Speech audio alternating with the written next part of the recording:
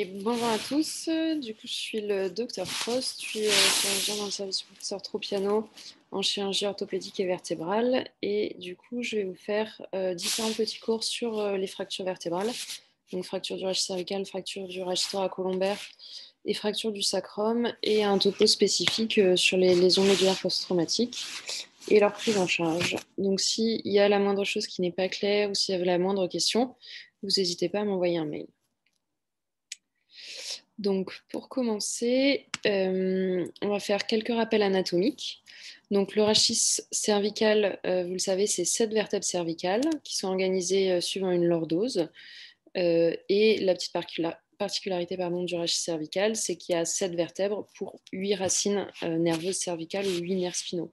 Pourquoi 8? Parce qu'il va y avoir une première racine qui sort entre les condyles occipitaux, qu'on appelle C0, et la première vertèbre cervicale, donc C1, se situera au-dessus de la vertèbre C1.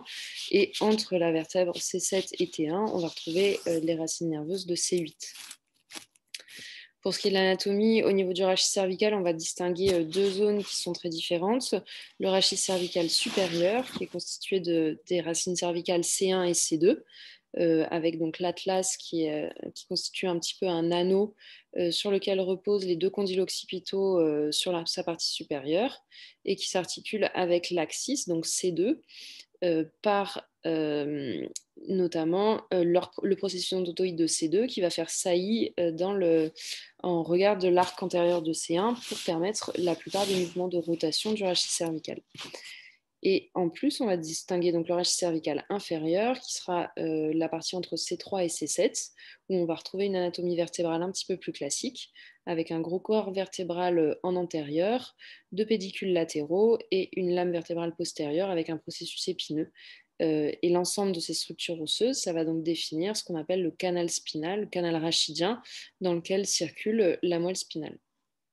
La petite particularité du rachis cervical encore, c'est la présence sur les parties latérales du corps vertébral des foramen transversaires, qui sont donc des structures osseuses qu'on retrouve de chaque côté du corps vertébral et dans lesquelles vont cheminer les artères vertébrales qui vont participer, en rejoignant le polygone de Willis, à la vascularisation intracérébrale. Et en plus de l'ensemble de ces structures osseuses, donc il va y avoir tout un système disco-ligamentaire très congruent au niveau du rachis cervical qui va assurer une bonne protection et une bonne stabilité de ces différentes structures osseuses lors des mouvements, puisque le rachis cervical, c'est une zone rachidienne qui est particulièrement mobile, parce qu'elle va permettre d'orienter la tête et donc les organes des sens avec la vue, l'ouïe, l'odorat et permettre de positionner la tête dans des positions qui facilitent la déglutition et la respiration. Donc, lorsqu'il y a un traumatisme au niveau du rachis cervical qui survient, pour guider la paraclinique, déjà, premièrement, ce qui doit guider, c'est un petit peu le traumatisme et le mécanisme lésionnel qui est survenu. Pour tout ce qui est traumatisme à faible cinétique, comme les coups du lapin lors des accidents de la voie publique, des radiographies simples vont suffire avec des radios standards du rachis cervical de face et de profil, auquel on rajoute également un cliché bouche ouverte qui permet une analyse du processus odontoïde, on le verra tout à l'heure. En cas de traumatisme à plus haute cinétique, ou s'il y a des troubles neurologiques à l'examen du patient, ou s'il y a un doute ou une lésion avérée sur les radiographies initiales, dans ce cas-là, l'examen à réaliser, c'est un scanner avec des reconstructions dans les 3 plans, donc sagittal, coronal, en plus des coupes axiales qui sont réalisées à titre systématique. Et c'est ce qui va permettre d'avoir la meilleure analyse des structures osseuses pour un premier dépistage de lésions. En cas de troubles neurologiques à l'examen clinique ou de lésions osseuses scanographiques, le bilan paraclinique devrait être complété de manière systématique avec une IRM qui va permettre premièrement un bilan justement des structures disco-ligamentaires qui entourent la lésion osseuse et éventuellement de rechercher un hypersignal médulaire. Donc c'est sur les séquences T2 qui montrent une myélomalacie, donc une souffrance médulaire qui peut guider un petit peu la prise en charge chirurgicale. Donc, les séquences qu'il faut demander sur cette IRM, c'est des T1 et des T2 STIR qui permettent d'avoir la meilleure analyse des systèmes disco-ligamentaires et du moellon. Donc, quelques exemples de radiographie. Celles-ci, elles sont normales. Donc, vous avez un cliché bouche ouverte, donc, qui permet une bonne analyse du processus ondotoïde, qui doit être centré de manière symétrique entre les condyles, entre les deux masses latérales de C1. Un rachis cervical de face, donc où on voit des épineuses qui sont parfaitement bien centrées et des articulaires qui sont bien empilés les uns sur les autres, et un rachis cervical de profil, où on voit qu'on retrouve cette lordose cervicale qui montre qu'il n'y a pas ce qu'on appelle des entorses cervicales, où les patients ont donc perdu cette lordose du fait de la contracture survenue sur le choc des muscles paravertébraux cervicaux. Pour analyser ces radios, notamment sur les radios de profil, qui sont un petit peu celles qui sont le plus contributives, on essaie de diviser la radio avec des lignes. Donc un alignement du mur antérieur qui doit être respecté par toutes les vertèbres, un alignement du mur postérieur et un bon empilement de toutes les surfaces articulaires en tuile de toit, sans qu'il y ait une anomalie particulièrement qui survienne. Alors évidemment, ça c'est facile sur un schéma ou sur les radiographies de quelqu'un de très jeune. Dans le cas d'un rachis cervical très arthrosique ou qui a déjà des anomalies dégénératives, ça peut être un petit peu plus difficile. S'il y a la moindre difficulté de lecture sur des radiographies simples, il n'y a pas d'hésitation à avoir, il faut demander un scanner. Pour spécifiquement le complexe C2-C1, donc la première chose à regarder, c'est l'écart entre le processus ontoïde et l'arc antérieur de C1. L'arc antérieur de C1 sur la radio de profil, il apparaît comme un petit grain de café donc sur la partie antérieure, en antérieur du processus ontoïde. Il doit y avoir un espace qui est faible, qui est régulier. On doit analyser le mur postérieur de ces deux, s'assurer qu'il ne présente pas de décroché cortical qui pourrait indiquer une fracture du processus ontoïde, qui est quelque chose d'assez fréquent, on va le voir, et essayer de voir les projections latérales, c'est un petit peu plus difficile. Sur les clichés bouche ouverte, donc, on s'assure que le processus ontoïde il est parfaitement centré entre les deux masses latérales de C1 avec des interlignes qui sont strictement symétriques et de la même façon que les interlignes articulaires ils sont bien empilés et parfaitement symétriques. Ça permet de s'assurer qu'il n'y ait pas une fracture sur le processus ontoïde qui du coup modifierait ces espaces-là. Sur ce schéma ici, évidemment, ce n'est pas une vue qu'on peut avoir en radio parce que c'est une coupe axiale, c'est juste un petit rappel anatomique sur l'articulation entre C1 et C2. Donc, on voit le processus ontoïde donc, qui va s'articuler sur la partie postérieure de l'arc antérieur de C1, donc cette zone-là, et qui est limitée et retenue, on va dire, en arrière par ce qu'on appelle le ligament transversaire de C1, donc qui empêche le processus ontoïde d'aller faire saillie dans le canal rachidien lors des mouvements de flexion-extension de la tête et qui donc protège la moelle spinale.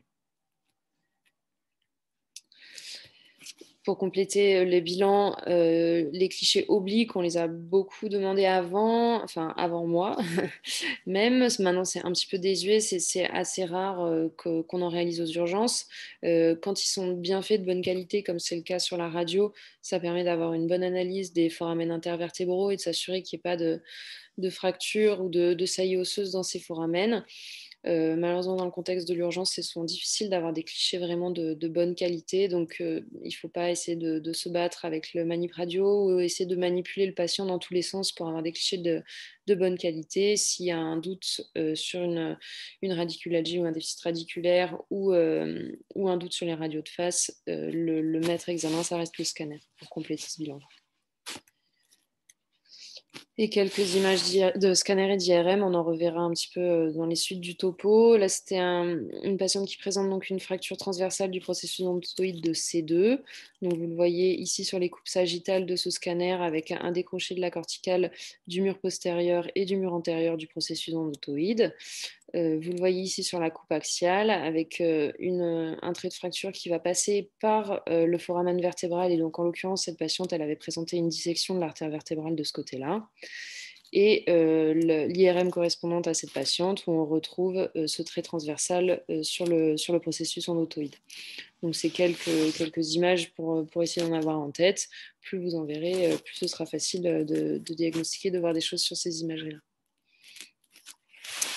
Donc, Pour le bilan un petit peu général, on en a parlé. Je vais essayer de vous présenter les fractures les plus fréquentes qui peuvent survenir au niveau du rachis cervical supérieur.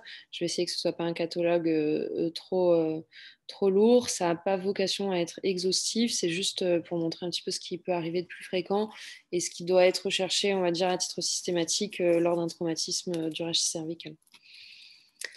Donc, au niveau de C1, donc les fractures de C1, c'est des fractures qui surviennent principalement lors de mécanismes en compression axiale, principalement sur les plongeons en eau peu profonde ou les patients qui vont recevoir une charge lourde sur la tête et donc où le crâne va aller écraser en fait, le sommet du rachis cervical et ce phénomène de compression par les condyles occipitaux, il va en fait aller éclater, donc ouvrir l'arc de C1.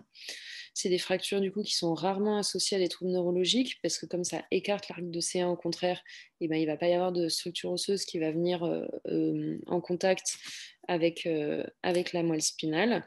C'est des fractures en général qu'on traite orthopédiquement, donc avec des minerves rigides thermoformées qu'il faut conserver pendant 3 mois, puis de la rééducation évidemment dans les suites.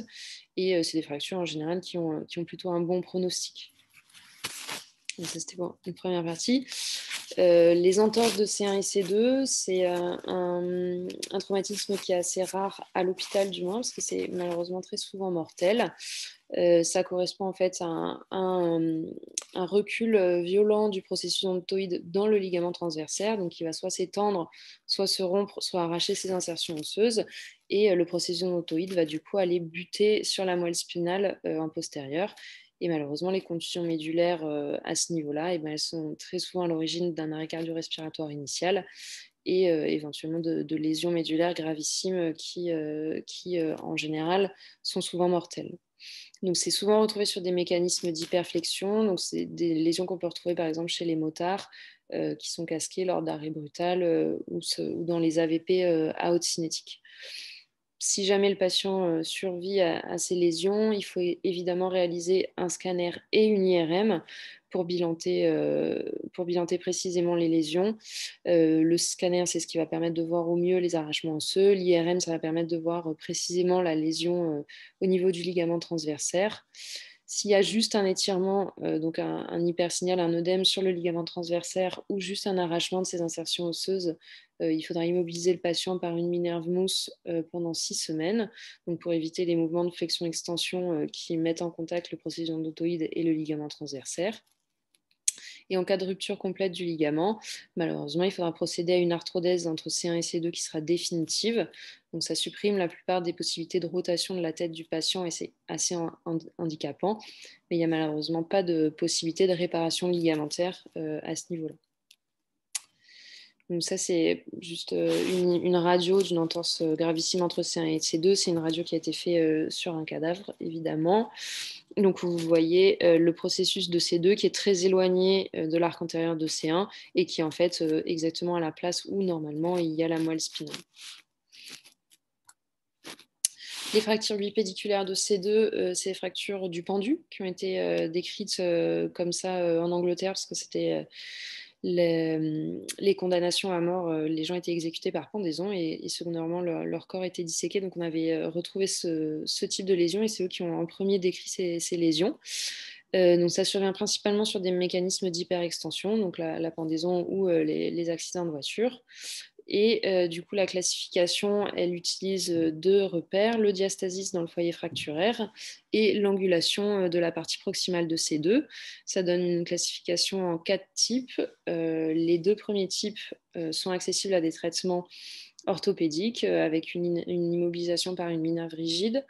Et les types 3 et 4, ou 2A et 3, en général, nécessitent une prise en charge chirurgicale qui est plus souvent soit une arthrodèse entre C2 et C3 par voie antérieure, soit un vissage postérieur entre C1 et C2. Donc ça, on le détaillera un petit peu après. Donc, et enfin, j'arrête après pour le catalogue, les fractures de l'endotoïde. Donc c'est probablement les fractures dont vous avez le plus entendu parler. C'est la lésion la plus fréquente au niveau du rachis cervical chez les patients de plus de 70 ans. Ça survient volontiers chez des sujets ostéoporotiques, mais ça peut aussi survenir chez des sujets jeunes lors d'accidents à haute cinétique. La classification, donc, c'est celle d'Anderson et d'Alonso qui est utilisée et qui va permettre de guider un petit peu la prise en charge chirurgicale. Elle classe les fractures en 3 types. Les types 1, c'est des fractures qui vont concerner uniquement la dent du processus endothoïde et qui sont donc non chirurgicales. Les types 2, c'est les fractures vraiment du corps du processus endothoïde. Et les types 3, c'est les fractures de la base de ce processus endothoïde. Cette classification, elle a été améliorée, on va dire, par Roy Camille, qui lui décrit ces fractures en fonction de l'orientation du trait fracturaire. Donc l'orientation, elle est déterminée d'après la position anatomique de référence. Donc c'est le mur antérieur de ces deux.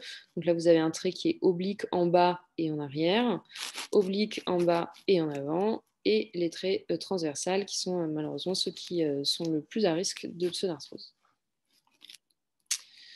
Donc pour ces différents traitements, lorsqu'on ne retient pas d'indication chirurgicale, il y a différentes immobilisations qui sont à envisager. Donc les minerves type Philadelphia, c'est des minerves rigides qui permettent du coup d'immobiliser les mouvements de rotation et les mouvements de flexion-extension au niveau du rachis cervical, qu'on utilisera volontiers chez le sujet âgé.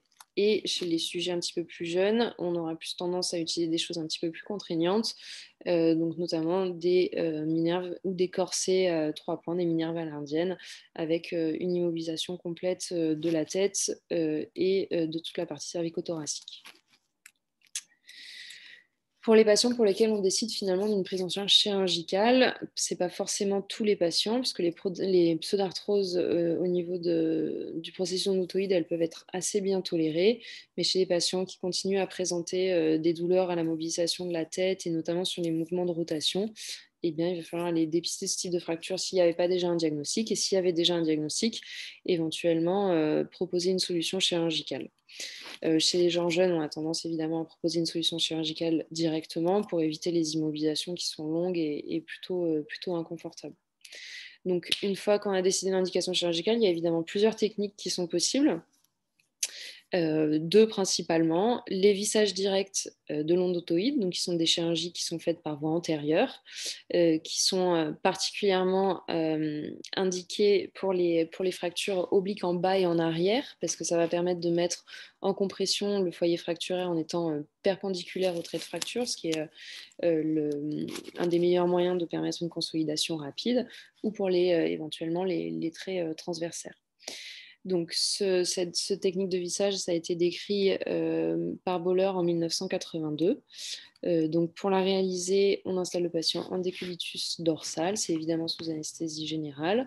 On met la tête en légère hyperflexion pour permettre d'exposer le plus possible le coin antéro-inférieur de ces deux. On fait des repérages scopiques de la zone de projection pour décider l'incision cutanée. En général, elle se projette à peu près en regard de C4 ou C5. On va faire un abord antérieur, donc une dissection prévertébrale entre l'œsophage d'un côté avec la trachée et la carotide de l'autre, comme pour une arthrodèse standard, pour arriver donc sur la projection du coin antéro-inférieur de C2. Et on met donc ces vis en compression, en position de réduction si c'est possible du foyer fracturaire. On utilise volontiers des vis cannulées et à filetage court pour essayer d'avoir un maximum d'effet de compression. Donc, c'est des scanners et des radiographies post-opératoires pour vous donner un petit peu une idée de ce que ça peut donner. L'avantage de cette technique de vissage par voie antérieure, c'est qu'elle permet de maintenir les mouvements de rotation entre C1 et C2. Il n'y aura pas de diminution et pas de blocage de cette rotation. Donc, quelques images qui sont des patients du professeur Fuentes à la Timone, pour montrer que même sur les traits pas vraiment obliques en bas et en arrière, notamment sur le patient du bas qui a une fracture transversaire, et ben on peut proposer quand même ce type de vissage avec une bonne consolidation à un an post-opératoire. Et comme je vous le disais, ça permet quand même de garder les mouvements de rotation. Donc ça peut être intéressant à privilégier chez certains patients, et notamment chez les patients jeunes. Ils sont par contre à éviter pour les traits obliques en bas et en avant qui vraiment ne sont pas adaptés à ce type de vissage. La deuxième technique la plus utilisée, c'est une des vissages postérieurs, donc qui sont des ostéosynthèses postérieures entre le C1 et C2. C'est une technique qui a été développée par Monsieur Harms, donc on appelle ça des vissages type Harms. Ces vissages, ils indiquent de façon absolument formelle en préopératoire la réalisation d'un angioscanner pour avoir une idée précise du trajet de l'artère vertébrale. Comme vous pouvez le voir ici, donc, elle chemine normalement par le foramen transversaire au niveau de C2, puis par le foramen transversaire de l'arc postérieur de C1, et elle va aller cheminer sur l'arc postérieur de C1 avant de rejoindre la vascularisation intracérébrale. Il faut savoir qu'il y a environ 20% de la population adulte qui présente des variations anatomiques de cette artère vertébrale, donc c'est absolument indispensable, absolument obligatoire d'avoir un angioscan d'un patient avant de pouvoir envisager cette technique pour s'assurer qu'il n'y ait pas de contre-indication stricte à la réalisation de ce vissage. L'autre intérêt de l'angioscan, c'est que si vous réalisez ce vissage pour une fracture plutôt bipédiculaire ou une fracture vraiment de la base du processus odontoïde de C2, il faut s'assurer que le trait de fracture ne s'étend pas jusqu'au foramen transversaire et il faut s'assurer qu'il n'y ait pas de lésion de l'artère vertébrale d'un côté, auquel cas il faudra être particulièrement précautionneux sur les vissages de l'autre côté pour s'assurer de ne pas thromboser les deux artères vertébrales. Donc l'abord, c'est un abord de rachis postérieur qui est standard avec une incision qui est médiane. On va aller récliner les muscles paravertébraux cervicaux pour se retrouver sur les structures osseuses et essayer de les ruginer pour découvrir nos repères de vissage. L'abord, il peut être un petit peu délicat dans ces zones-là parce qu'il y a des plexus veineux qui sont extrêmement riches, donc ça peut un petit peu saigner. Il faut que l'anesthésiste soit prévenu et avoir du surgiflo, du prothrombinique quelconque disponible sur table. On installe les patients donc en décubitus ventral. On essaye de surélever la tête justement pour faire diminuer au plus possible cette pression veineuse et essayer de s'affranchir des saignements de ces plexus veineux.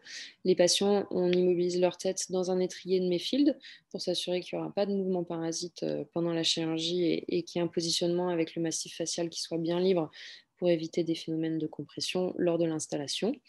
Et après des repérages scopiques, donc on va réaliser ces vissages. Donc, le vissage de C1, il s'effectue dans sa masse latérale. Donc, vous avez ici une coupe en axiale où vous avez de ce côté-là un trajet de vis qui est tout à fait correct. Donc, c'est quasiment droit devant la direction. On passe donc en évitant le foramen transversaire ici dans lequel chemine l'artère vertébrale. Il faut que la prise soit bicorticale pour essayer d'avoir une meilleure prise possible sur cette vis-là. Il ne faut pas qu'elle soit trop longue non plus, parce que juste ici, c'est l'artère carotide. Il faut éviter qu'elle aille chatouiller la carotide, ça peut faire des anévrismes secondaires. Donc le vissage, il est un petit peu touchy.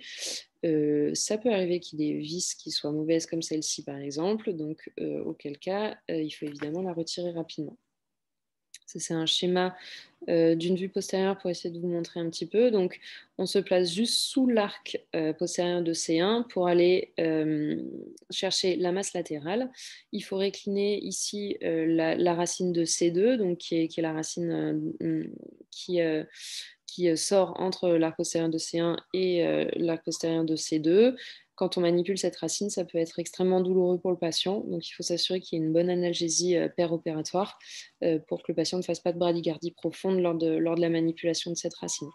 Donc, on va récliner les lacis veineux, la racine de C2 et aller positionner la vis sur la masse latérale de C1. Pour ces deux, on fait un vissage qui est isthmique, donc où la visée elle est légèrement ascendante, légèrement divergente. Et pareil, il faut s'assurer qu'on passe le plus loin possible du foramen transversaire. Ces vissages ils sont assez exigeants sur la qualité de la visée. Donc c'est pour ça qu'actuellement, on développe et on a tendance à avoir de plus en plus recours au vissage percutané navigué à l'aide du scanner comme par exemple celui de la Timone qui permet d'avoir une visée un petit peu plus sûre, particulièrement chez des patients qui peuvent avoir soit des anomalies vasculaires, soit des anomalies osseuses, soit un rachis particulièrement arthrosique qui rend difficile de retrouver les repères osseux pour un vissage correct. Ici, vous avez des images post-opératoires d'une fracture biismique de C2, donc là où on a réalisé une arthrodèse par voie antérieure entre C2 et C3. Et donc, c'est des techniques d'arthrodèse standard par voie antérieure. On va les voir pour les fractures du rachis inférieur. Donc voilà, c'était ce que je voulais vous dire pour le rachis cervical supérieur. On va passer maintenant au rachis cervical inférieur, qui est un petit peu plus rapproché des fractures thoracolombaires. Donc il y a eu plusieurs classifications qui ont été utilisées pour détailler ces fractures, notamment en 97, celle de M. Argenson-Père, donc juste pour en parler, pour être un petit peu marseillais.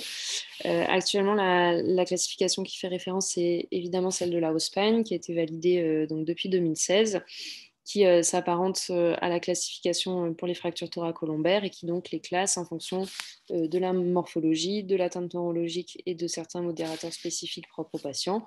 Et au niveau du rachis cervical, on rajoute en plus les atteintes articulaires éventuelles. Donc, on va retrouver les mêmes descriptions d'atteintes morphologiques que pour le rachis thoracolombaire, les fractures de type A qui vont être des fractures en compression, les fractures de type B qui vont être des fractures en distraction, et les fractures de type C qui vont être des fractures en translation-rotation. Donc, les fractures de type A, après, elles vont chacune être classées en sous-types. Les fractures de type A, on va retrouver les fractures A0, donc qui atteignent des structures anatomiques qui sont biomécaniquement non compétentes, donc qui sont non chirurgicales. Donc, c'est les processus épinaux ou les processus transversaires. Les fractures de type A1, qui sont des fractures en compression avec une atteinte exclusive du plateau supérieur ou du plateau inférieur de la vertèbre et avec une faible perte de hauteur vertébrale. Les fractures de type A2 qui sont des fractures séparation du corps vertébral. Les fractures de type A3 où il y a une atteinte soit du plateau supérieur, soit du plateau inférieur, mais également du mur postérieur ou du mur antérieur vertébral et avec une perte de hauteur du corps vertébral qui est qui est un petit peu plus importante, en tout cas supérieure à 30%.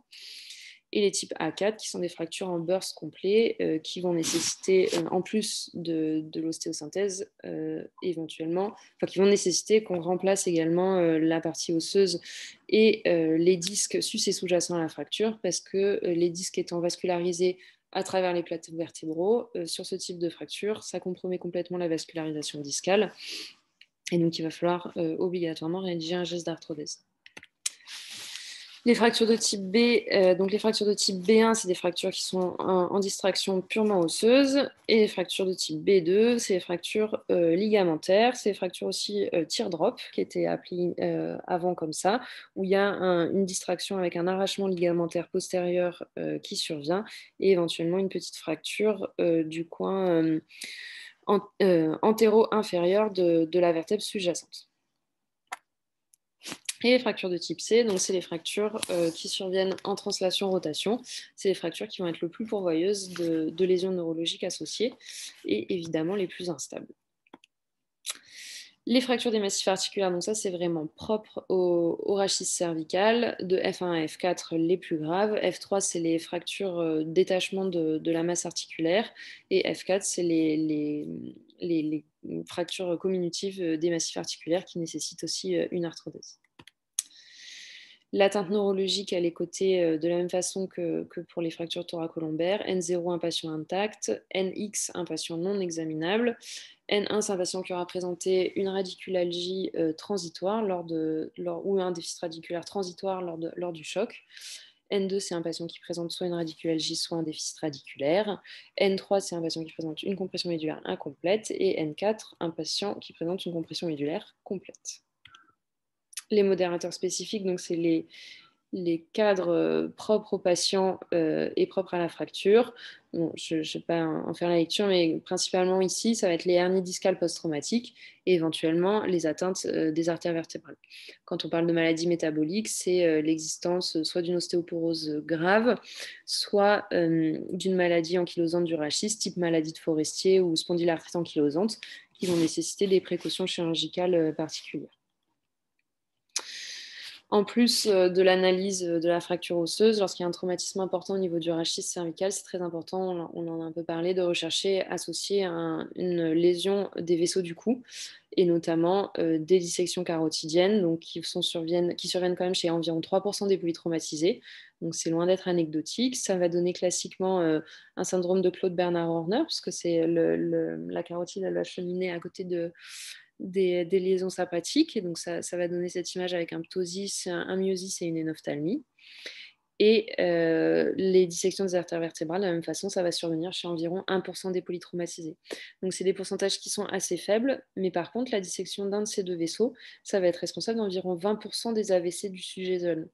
Donc, c'est quand même très important d'aller les dépister et après d'en discuter avec nos confrères vasculaires pour voir l'indication éventuellement d'une anticoagulation ou d'un geste endovasculaire de réparation.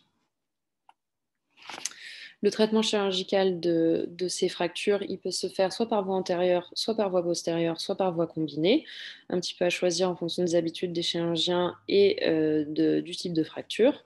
Donc, par voie antérieure, la chirurgie va être assez similaire à une chirurgie d'arthrodèse pour lésions dégénératives classiques. On installe le patient donc en décubitus dorsal avec la tête sur un billot. Dans le cadre d'un traumatisme, il faut éviter de mettre le cou en hyperextension pour ne pas aggraver ou faire survenir une contusion médulaire.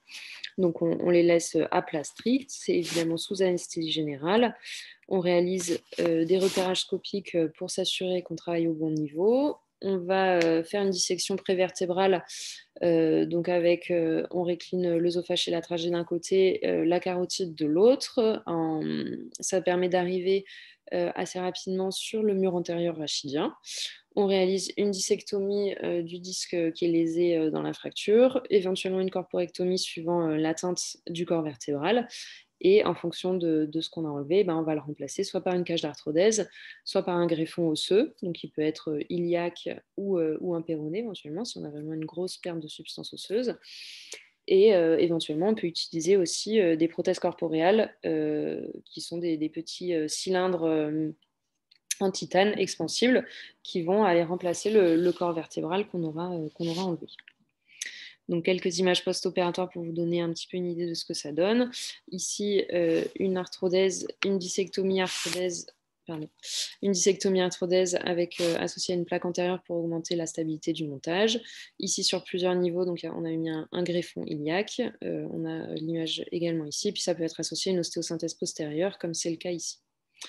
Donc pour les voies postérieures qui peuvent être isolées lorsqu'il y a par exemple besoin de faire une laminectomie associée pour un geste de décompression, ou qui peuvent être associées à une arthrodèse antérieure pour augmenter la stabilité du montage. On réalise un abord de rachis cervical postérieur standard avec une incision médiane. On récline les muscles paravertébraux centrés sur la zone qui est lésée. Et on réalise des vissages au niveau des masses latérales des vertèbres cervicales selon la technique de Margirl. Donc, c'est des vissages qui sont légèrement divergents, légèrement ascendants et qui permettent d'avoir une bonne fixation osseuse sans compromettre trop les processus transversaires où chemine donc l'artère vertébrale. Donc, quelques images de scanner post-opératoire. Là, c'était une voie combinée. Là, vous avez des montages de 3 niveaux. Il y a une précaution particulière à connaître chez les patients qui ont un rachis cervical ankylosé, donc comme c'est le cas sur ce scanner, pour les SPA ou les maladies de Forestier, ce genre de choses. Comme les bras de levier sont très importants de manière sus et sous-jacente à la radio, il faut faire des montages préférentiellement le plus long possible et essayer d'associer des voies antérieures et des voies postérieures pour s'assurer qu'il n'y ait pas d'arrachement secondaire. Et voilà pour ce que je voulais vous dire sur les traumatismes du rachis cervical. Si vous avez la moindre question, vous n'hésitez pas à m'envoyer un mail. Je vous remercie.